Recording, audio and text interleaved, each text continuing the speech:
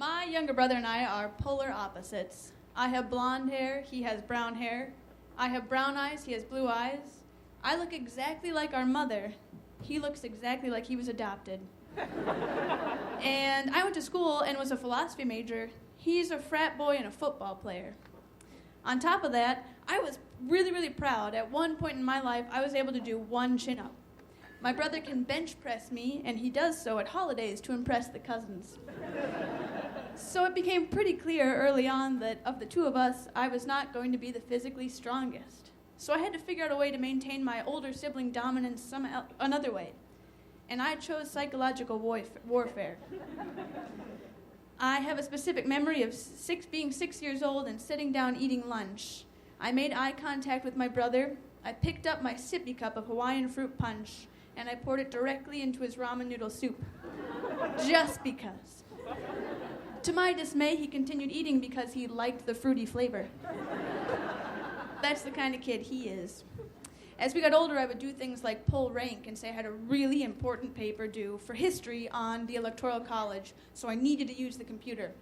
The fight for the computer would turn physical, usually endangering the monitor in question, until someone ended up in tears or a parent stepped in. If I was finally awarded computer time, I would spend the next 2 hours playing Roller Coaster Tycoon. Building amazing roller coasters with corkscrews that went upside down and concession stands that went on for blocks until I deleted all the pathways from the exits, trapping all of my digital people inside, because that's the kind of person I am. I was recently reminded of a story where my brother and I got into a fight, and I called him fat, he called me a bitch, and I let him know that kind of language was not appropriate, and I was going to have to tell Mom. Unless he gave me the iTunes gift card he'd recently gotten for his birthday. I got that gift card. Because I'm a terrible older sister, a criminal mastermind, but a rotten older sister. And after I went away to college, I started thinking that it was maybe time to change my ways and become a better older sister, the kind of older sister that this kid deserved. That became more clear after he went away to college and started calling me with relationship advice. Now, there are two things you need to know. The first is, my brother is very shy around women. He turns into this uber, 2D, cardboard version of himself. I like your face and your shoes, and I respect the fact that you are allowed to make choices.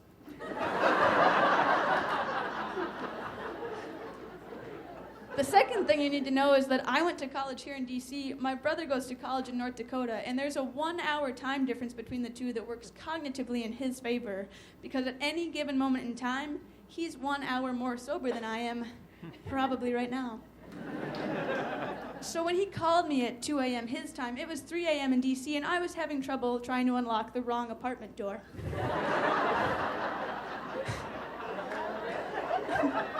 I feel my phone buzz, I pick it up, I see it's my brother, I answer it, "What do you want?" And he goes, "Bruh."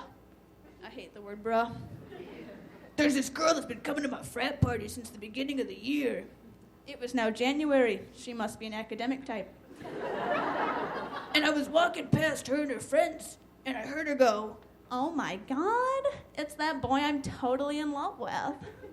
My brother is a big frat boy, little ego. He does a 180, starts talking to this girl. They make out. He ends up walking her home and lets her borrow his sweatshirt because it's North Dakota and it's cold. Now, I'm kind of afraid things are moving too fast. You should also know that my brother is 19 going on 20. He's still a virgin. And at this point, he has worked up the idea of sex so high in his mind that the first time needs to be perfect.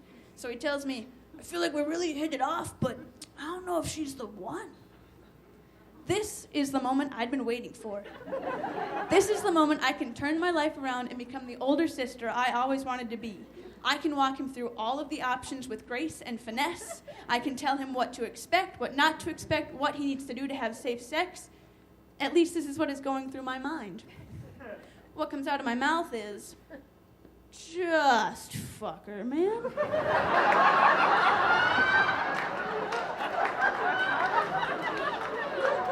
You're a boy. You're a frat boy.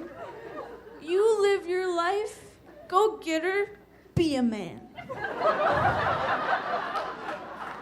I hang up the phone and I find the correct apartment door and I go to bed.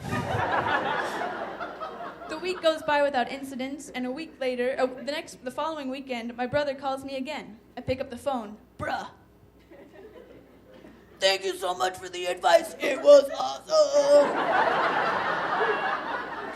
It takes me a little bit to sift through vodka-soaked memories to figure out what he's talking about, and I'm trying to think, when was the last time when we talked? When was the last time that we had talked?